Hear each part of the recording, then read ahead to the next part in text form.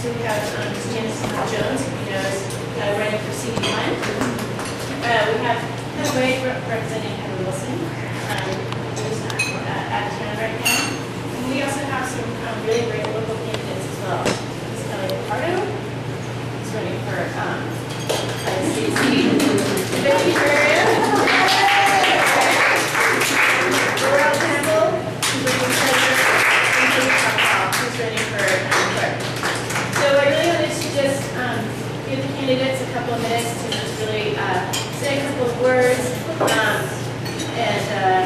Since we were kind of here just late, I'm making a quick thing, but just ways so that you guys can get involved in their campaigns and everything. So actually, we'll start with Janice. If you want to say a couple of words, and if you want to take a couple of questions, and then we'll move on to some of the other candidates as well. All right. I am sorry we're tardy, but it is so nice to be here, and I was just recounting right over there. The last time I taught a soccer team in Belen, right over there. So, yeah, a long time ago, those of you who do soccer, it is so nice to be here. Janice Arnold-Jones. I'm running for the U.S. House of Representatives in the Congressional District, and while some of you may not be able to vote for me, those of you who can't, I want your vote. I want your vote. There is so much to do, so let me just be very brief about this. No nation can survive when it does not have any independence, secure borders, or the ability to feed people. No nation survives when the very job producers are taxed and regulated at levels that destroy incentive. No nation can survive when it is broke. The decisions that Congress makes in the next 2 years will determine the very survival of our Constitution and our way of life. And we must not swerve from the responsibility of standing up to literally fight for and save this nation. I am ready to go to Washington today. I am prepared. I am ready to be your servant. There is much to do. I ask for your vote. Thank you. And I take my question.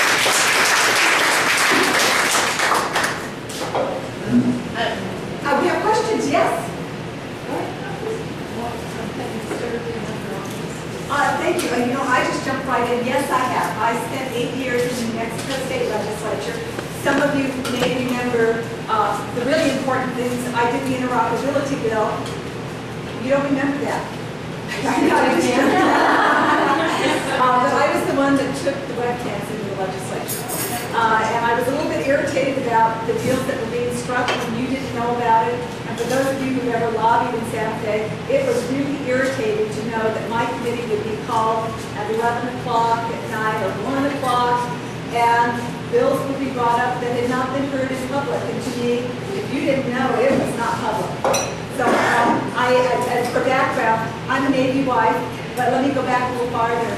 I actually grew up here. I spent a good amount of time in Las Lunas. And so there was, I appreciate the appropriate rivalry between Las Lunas and Belen. It was terrific. I loved living in this area, and it was really an important part of my life growing up. But I married a guy from Santa Fe who joined the Navy. Who knew? And so I have now been all the way around the world. My kids have been in 9 different school districts. And as a Navy wife, you reinvent yourself every time you move. Who knew that that was the perfect qualifications to run for Congress? Because I know a little bit about a whole lot. And how it works and how it doesn't work. But to say the least, serving in the New Mexico legislature gave me a very good feel for what's going on. I was an intern in this legislature in 1974, and from there, having married my wonderful husband who's in Estancia this evening, I ended up lobbying or advocating in every state that we lived in. But what I didn't know was how remarkable this legislature is. In this legislature, people walk into their representative's office. They don't knock. They're not announced. There are no appointments. They just walk in. I thought it was that way all across the country, but it's not. But it didn't deter me. I used that, and so it really didn't matter whether I was in Florida or Hawaii or California or Rhode Island, which was really a trip. You think we have anti-corruption issues. There's a difference, but we're not over it. I just walked in, and it was very successful. So when you are in our legislature, I hope you will fight for the fact that it is a citizen legislature, and it should be open, and you should be able to walk in and see your legislator. So thank you for the question. I appreciate it. Other questions? Yeah, I was just going to ask, what is the best way for people who are interested in getting involved in the campaign? It's a contact if you want to leave the meeting, and we can pass them out. Meeting, would you pass these out? So, www.janice2012.us. Who's listening to KLB this afternoon? Was I wonderful? Yes! Oh, thank you. Thank you so much. I appreciate it. Well, it is truly a privilege to be able to serve. And I encourage each one of you who are running, thank you. You know, we don't change the conversation if we do not have candidates. And so every single one of you who has raised your hands, thank you from the bottom of my heart. Because no matter what the outcome is, you will change the conversation. I'm counting on you. So, and if you would like to work in the CD1 race, make no mistake, how CD1 goes is the way that the state will go. We have to win. Because in my opinion, not only do we need to take CD1, Heather Wilson needs to win the Senate race. In my opinion, and they are both linked, and I will not let her down. We have to do this.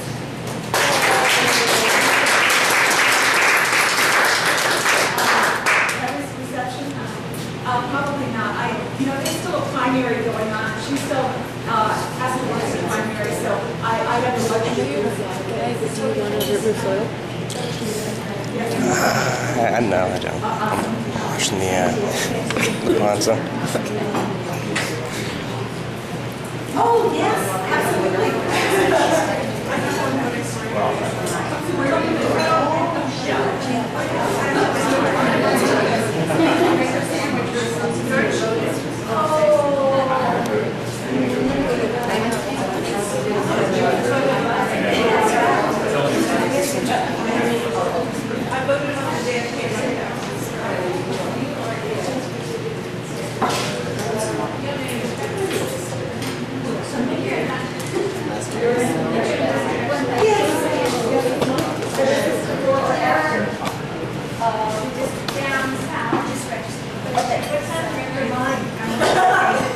She's mine.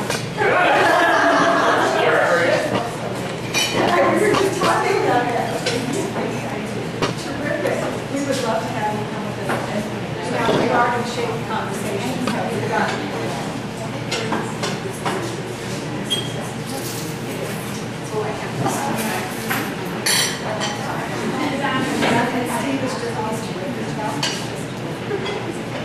anyway, I know it's kind of hard to hear that in, but